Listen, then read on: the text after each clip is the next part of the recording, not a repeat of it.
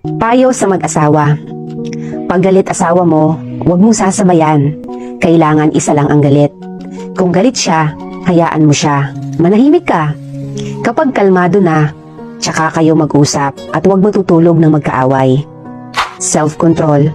Kailangan matuto kang kontrolin ang sarili mo.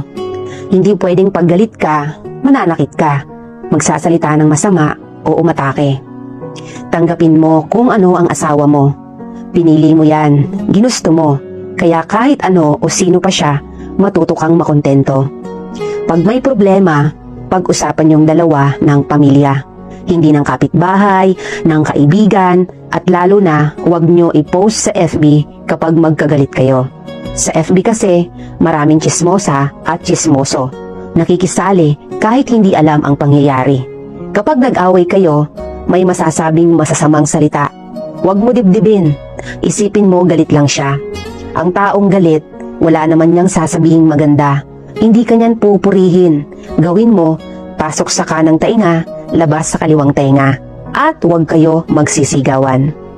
Laging yakapin ng asawa at mga anak. Nakakagamot ng sama ng loob. Nakakawala ng problema, pansamantala, at nakakagaan ng pakiramdam. Araw-araw mong sabihin sa asawa mong pogi or maganda siya. Ang bango niya, huwag mong pagdududahan na kaya siya nagpapapogi o nagpapaganda dahil sa iba. Mas dapat ikaw ang unang maka-appreciate nun sa kanya. Pinakamahalaga ang respect at tiwala kaysa sa love.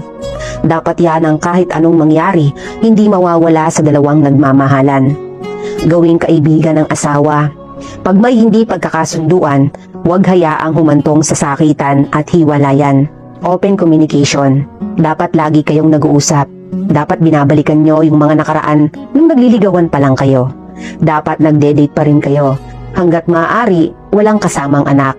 Pinag-uusapan ang problema, hindi pinag-aawayan.